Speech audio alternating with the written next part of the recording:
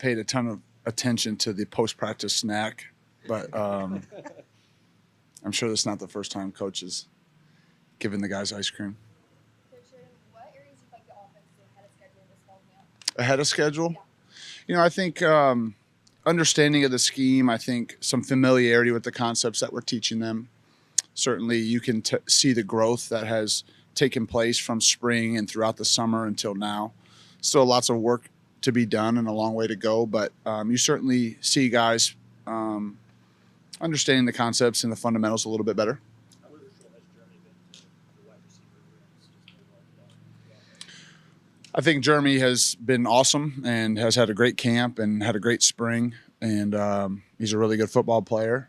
Certainly, in addition to that, his leadership, his character, who he is as a person, his willingness to help those around him.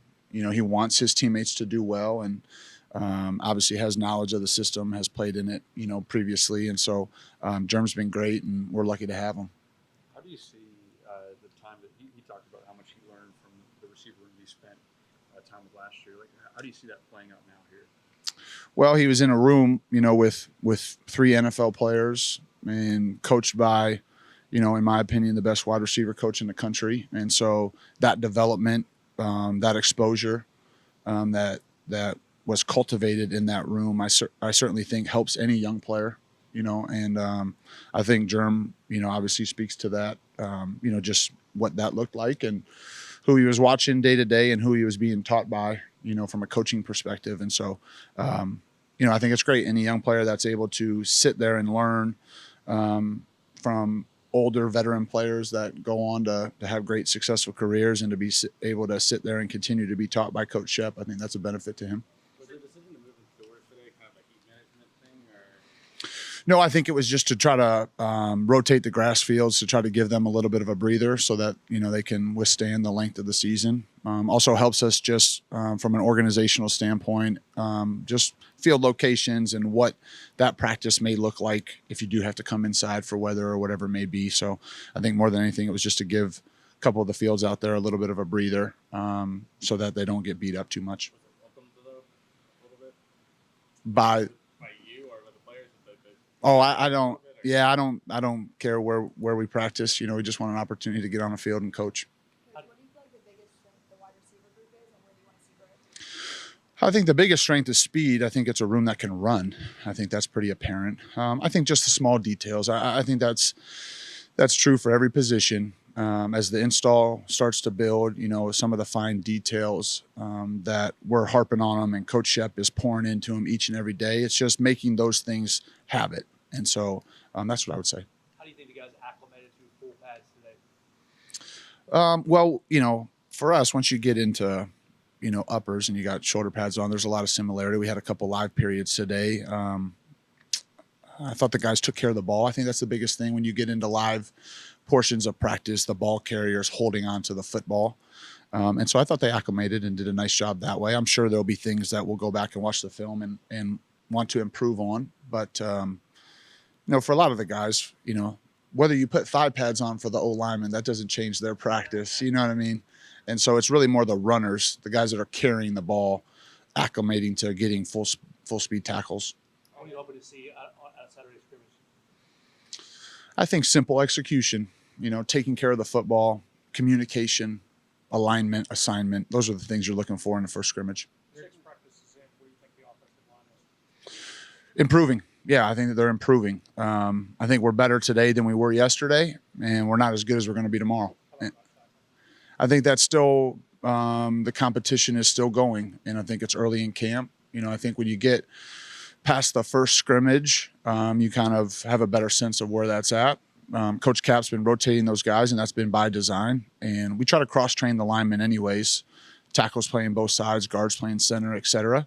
But that's ongoing. Nick, back at Washington, what did the dynamic between Ryan Grove and Boyd work so well? Trust. Yeah, I think that'd be the easiest answer is trust. We hear a lot about leadership from a lot of coaches and players. Does it seem to be that there are a lot of leaders out there? Or? I certainly think we have leadership. on our team and specifically on the offensive side of the ball. And I know Kane would echo the same thing on defense. And I think we're trying to cultivate that each and every day. You know, you can't have enough guys that have influence. And so that's not a concern of mine. You talked about install. You have guys from almost every position group on offense that have come from Washington here. How much does that kind of help having those guys in those rooms that kind of are more familiar with offense? I certainly think it doesn't hurt, you know, because they have an understanding, as you mentioned, of just some of the communication, some of the terms. It's not identical. You know, there's some tweaks, adjustments. I think every staff does that. You try to evolve and get better. But there's certainly a lot of similarities on the roots and foundational things that we do on offense. And so I don't think it hurts. And I think probably the biggest thing with that is just the character of those kids and their willingness to help. You know, they care about the team. And, you know, I think their teammates could speak more specifically to that. But at least from my vantage point, that's what I've seen. How much growth have you seen from Austin from the first spring camp? Austin Mack? Yeah, tremendous. I think he's an incredible worker and a very committed football player. And he has poured into it, and I think he keeps getting better and better, and I think his best football is still ahead of him, which is super exciting. And Coach, with the guys being 6 practices in the ball camp, are there any checkpoints that you are seeing so far? Do you have any checkpoints like the officers should be doing this by now, things should be clicking here and there, or it's just a time thing? You can't put time on it. Yeah, I think it's just daily improvement. That's really what we focus on. And so each and every day you look and can point to areas where you feel like you're making growth. And then there's things that you still got to clean up and got to teach and coach better and drill more or give an opportunity to do it more in competitive situations. So I think that's really what we focus on is, you know, the relentless pursuit of continuous improvement. You know, that's something that's a pillar in our program. Coach DeBoer preaches that to the players. We do the same thing, you know, on each side of the ball is just be better tomorrow than you were today. And that's really what we focus on. Nick, how does Jalen build trust with his assistant coach? Communication. You know, I think in any relationship, you know, trust is earned, you know, and he's hired people that are, you know, great people and really quality at what they do. And so, but I think constant communication, I think he does a great job, you know, of setting a vision for the staff on what his standards and what his expectations are.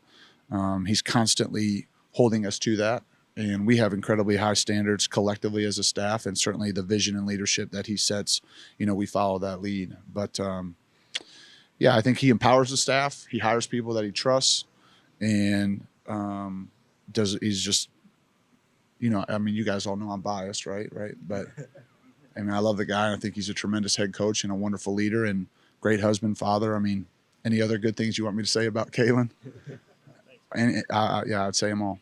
How do you describe the relationship with teammates between Justice Haynes and Jay Miller? Unselfish, supportive.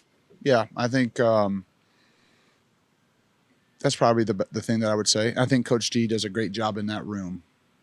And the history here would certainly show you that, you know, you need a room full of runners to get through the season and win a championship, you know, both within carrying the football, pass protection, route running, all the different things we ask them to do. But I would say unselfish between those two and very supportive of one another. You got a real big tight end room. What would you say about that? The tight end room? Are you saying big in numbers or size or both? I think it's a good room. Coach Ellis is a great coach. He's able to teach them big picture football. They understand things conceptually. We ask them to do a lot of things. They're smart players. They certainly have size. They have athleticism, good ball skills. They catch the ball well. I think it's a good room with great kids. And they're getting better too, just like everybody else. Each and every day they make strides and get a little bit better. You know, we had some short yardage goal line periods today. You know, their presence in the C and D gap is critical in those moments.